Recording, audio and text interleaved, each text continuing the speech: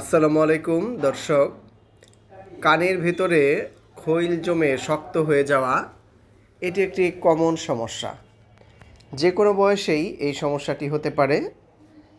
শিশুদের এবং বয়স্কদেরই সাধারণত বেশি হয়ে থাকে। কানে যে খৈলগুলো জমা হয় সেই খৈলগুলো কিন্তু পরিষ্কার করার প্রয়োজন পড়ে না, এটি অটোমেটিক কানের ভেতর থেকে বের হয়ে যায়। আমরা যে খাবার খাই, কথা বলি, আমাদের চোয়ালের যে মুভমেন্ট হয়, এতে কিন্তু খৈলগুলো অটোমেটিক বের হয়ে যায়। তবে কারো কারো ক্ষেত্রে অধিক পরিমাণ খৈল জমা হলে সেটা কিন্তু কানের ভেতরে আটকে থাকতে পারে, যেটিকে বলা হচ্ছে ইম্প্যাক্টেড ওয়াক্স।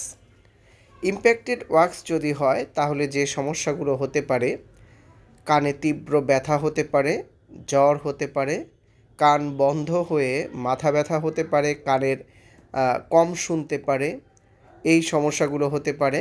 কান ব্যথা থেকে দাঁতে ব্যথা, গলা ব্যথা হতে পারে।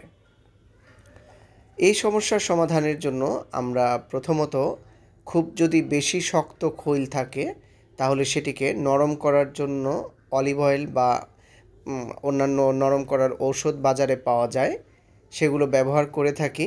7 থেকে 10 দিন যদি নরম হয়ে যায় তারপর আমরা সেটিকে সাকশন অ্যাপারেটাস দিয়ে বের করে দিই।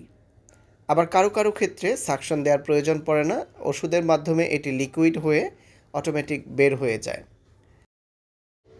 কানের ভেতরে খৈল বা ওয়াক্স জমা হওয়ার কারণে যদি যে সমস্যাগুলোর কথা আমি বললাম এগুলো হয়, তাহলে অবশ্যই একজন নাক কান গলা বিশেষজ্ঞ চিকিৎসকের পরামর্শ নেবেন। খৈলগুলো বের করার ব্যবস্থা করতে হবে।